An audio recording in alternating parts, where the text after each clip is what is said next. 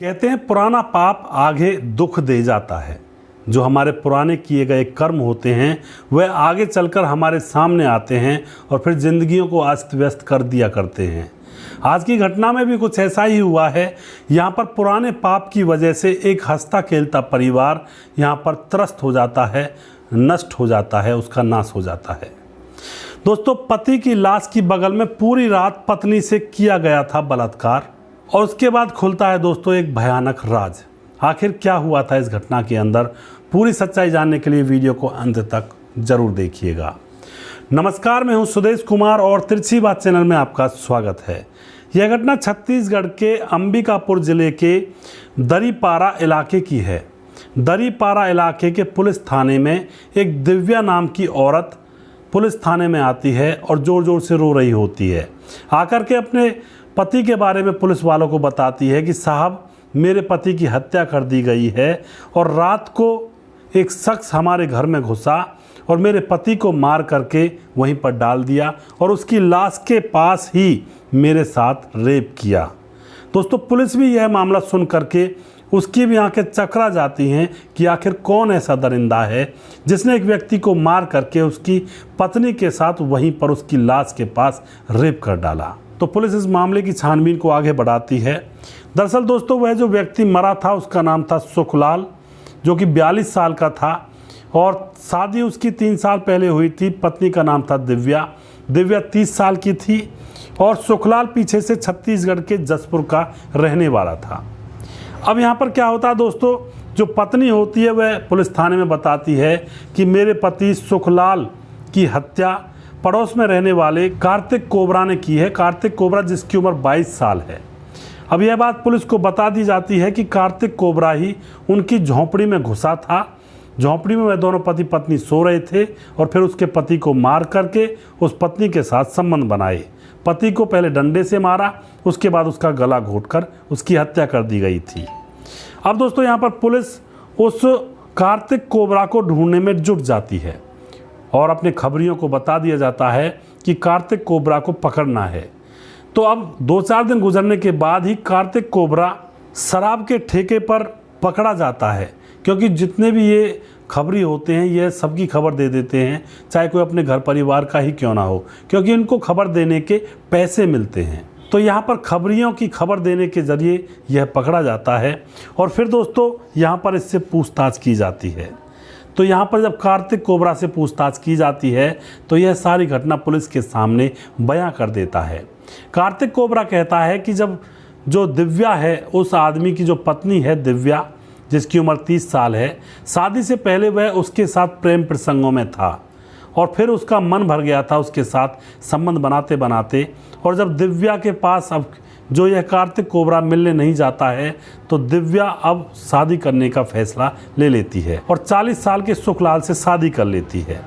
उससे शादी करने के बाद अभी अपने पति के साथ रहने लगती है और पड़ोस में ही उसके आशिक कार्तिक कोबरा का भी घर था।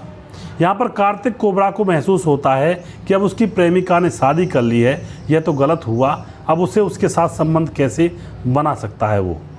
तो यहाँ पर कार्तिक कोबरा शराब पी करके अब वह देखता है कि जो उसकी प्रेमिका थी जिसने उसके साथ शादी की है सुखलाल के साथ, वह घर बना रहे हैं। तो घर फूटा पड़ा है और एक साइड में झोंपड़ी बनी हुई है, उसी में दोनों पति पत्नी सोया करते हैं। तो यहाँ पर जो कार्तिक कोबरा होता है शराब पी करके और फिर उस झोंपड़ी की तरफ चलने लगता है जहाँ पर उसकी प्रेमिका सोई हुई थी और उसकी प्रेमिका का पति सुखलाल सोया हुआ था।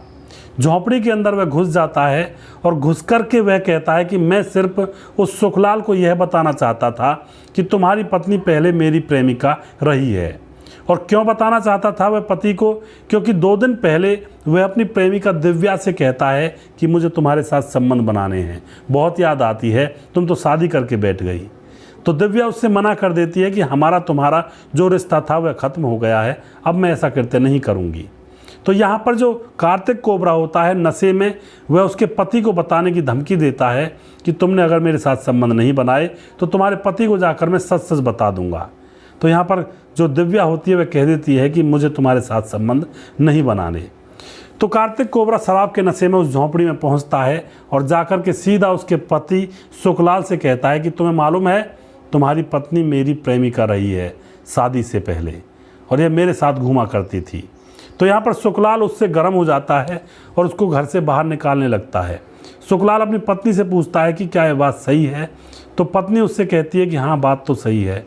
तो यहाँ पर सुखलाल उस कार्तिक कोबरा को घर से बाहर निकालने लगता है, लेकिन कार्तिक कोबरा घर से बाहर नहीं निकलता है। और यहाँ पर कार्तिक कोबरा सुखलाल के सर पर वहीं पड़ा हुआ एक डंडा उठा करके मार देता है।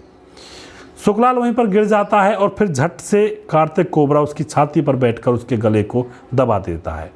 उसकी हत्या करने के बाद अब उसकी पत्नी दिव्या को वह पकड़ता है और वहीं पर लिटाता है और उसके साथ संबंध बनाने लगता है। और दोस्तों, यहाँ पर जो कार्तिक कोबरा है घर में घुसा था, तब वह उसके पति से यह भी कह रहा था कि मुझे अपनी पत्नी के साथ एक बार अपनी आंखों के सामने संबंध बनाने दो। इस बात पर भी जो सुखलाल है वह ज़्यादा भड़का था और तब यह हत्याकांड हुआ था। अब यह लाश के पास ही, यानी कि पति की लाश के पास ही दिव्या के साथ उसका पुराना प्रेमी कार्तिक कोबरा संबंध बनाता है पूरी रात, और फिर वहाँ से चला जाता है जब नशा उतर जाता है। तो यहाँ पर पुलिस उसको पकड़ लेती है, उसको जेल में डाल दिया जाता है, विभिन्न धाराओं में उसके ऊपर मामला दर्ज किया जाता है, और वह जो पत्नी दिव्या थी वह अकेली बिना पति के रह जाती है। तो पुराने कर्म, जो पुराने किए गए कुकर्म हैं, वे आने वाली ज़िंदगी को भी तबाह कर सकते हैं, जैसा कि इस घटना के अंदर हुआ है। तो कभी भी बुरे कर्म ना करें, वरना बुरे कर्म का बुरा नतीजा आगे भी हो सकता है। सबसे पहले कार्तिक की तो यहाँ पर गलती है ही, शराब पीकर किसी औरत के साथ ऐसा कृत्य कर रहा था, हत्या कर डाली थी। लेकिन गलती दिव्या की भी है। शादी से पहले उसने प्रेम प्रसंग चलाया था, और वह प्रेम प्रसंग भी ऐसे आदमी से जो कि एक कातिल निकला और उसके ही पति को खा गया। तो बुरे कर्म का बुरा नतीजा यही होता है, हमें ही खा जाता है हमारा पिछले समय में किया गया बुरा कर्म। तो कभी भी बुरा कर्म ना करें, क्योंकि आगे भी इसका फल भुगतना पड़ सकता है। और सही से रहें, अच्छे से रहें, प्यार से रहें सभी लोगों के साथ। और अगर आपको हमारा वीडियो अच्छा लगता है तो इसको शेयर ज़रूर कर दिया करें। अगला प्रोग्राम बहुत जल्दी फिर से लेकर आऊँगा किसी सच्ची घटना के साथ। तब तक आप खुश रहें, सावधान रहें, रिश्तों की अहमियत को समझें, और इस विष के चक्कर में बिल्कुल ना पड़ें, वरना आने वाली ज़िंदगियाँ भी तबाह हो सकती हैं। जय हिंद, जय भारत।